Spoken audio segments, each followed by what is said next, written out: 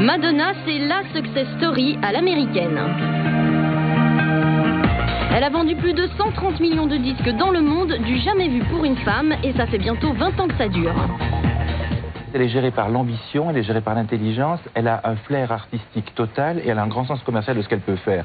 Donc avec ça, elle est catapultée au sommet. Issue d'une famille d'émigrés italiens, la petite Louise Ciccone perd sa maman à l'âge de 8 ans. Désormais, Madonna ne va plus avoir qu'une seule chose en tête, plaire à son papa.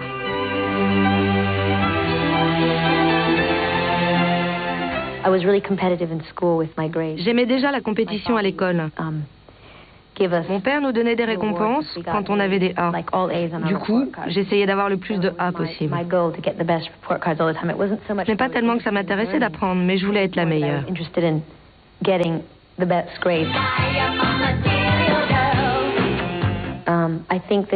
Je pense que sa sévérité m'a donné le sens de la discipline qui m'a aidé dans ma vie et dans ma carrière. Ça m'a peut-être aussi poussé à travailler plus dur. D'ailleurs, c'est à son père qu'elle dédie son premier album, une bonne façon d'attirer son attention. Mais c'est Like a Virgin, son deuxième album, qui la consacre mondialement avec plus de 18 millions d'exemplaires vendus. Madonna enchaîne les numéros 1 et devient l'emblème d'une génération. Du look aux attitudes, elle avait déjà tout prévu. Elle livre quelque chose qui est contrôlé au poil de cheveux près, à la couleur de cheveux, à la couleur de la chaussure, à tout ce qu'on peut imaginer. Mais après, libre aux gens d'en faire ce qu'ils veulent. Vous êtes tellement téléguidé par ce qu'elle vous amène à penser et à faire que vous êtes baba et bouche bée. Je pense que tous les artistes sont perfectionnistes. Je préfère ça que d'être froide et calculatrice. Froide et calculatrice, peut-être pas, mais Madonna pousse à l'extrême le souci du détail. Née en même temps que MTV, elle est l'une des premières à comprendre le poids de l'image. Les clips vont devenir le vecteur principal de son, ou plutôt de ses personnages. Si elle se cachait juste derrière sa voix, elle n'aurait pas fait la carrière qu'elle a faite. C'est vrai que tout le reste a été presque plus important. C'est vrai que sur scène, on s'est vite rendu compte que côté voix, c'était pas toujours ça.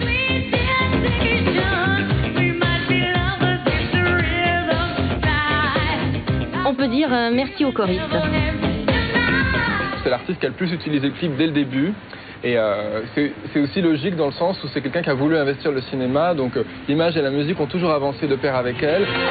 Et comme Madonna n'aime pas faire les choses à moitié, elle s'entoure des meilleurs réalisateurs. Jean-Baptiste Mondino pour Open Your Heart, Stéphane Sennaoui pour Fever.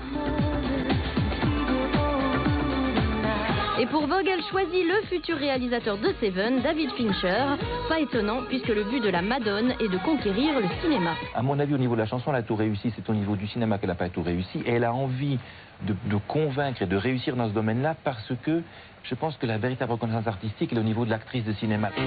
Avec le cinéma, Madonna apprend qu'elle ne peut pas tout contrôler. Les films auxquels elle participe, comme Recherche Suzanne désespérément ou Who's That Girl, ne sont pas des chefs-d'œuvre. Pour une fois, le public ne suit pas. Mais Madonna n'accepte pas l'échec, elle se bat pour décrocher le rôle d'Evita.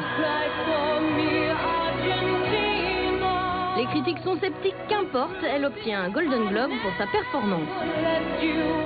Madonna, Evita. Une fois de plus, la Madone retombe sur ses pieds.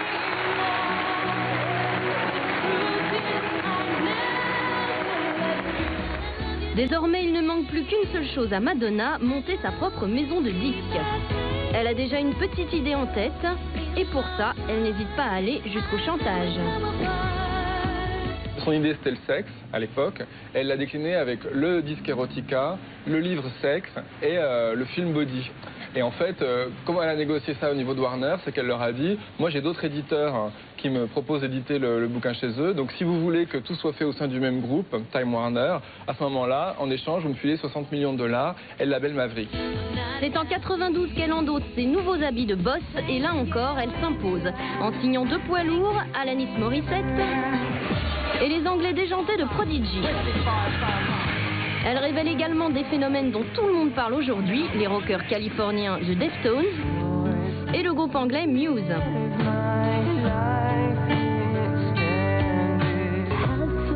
Chanteuse, actrice ou femme d'affaires, Madonna est plus que jamais la reine de la pop.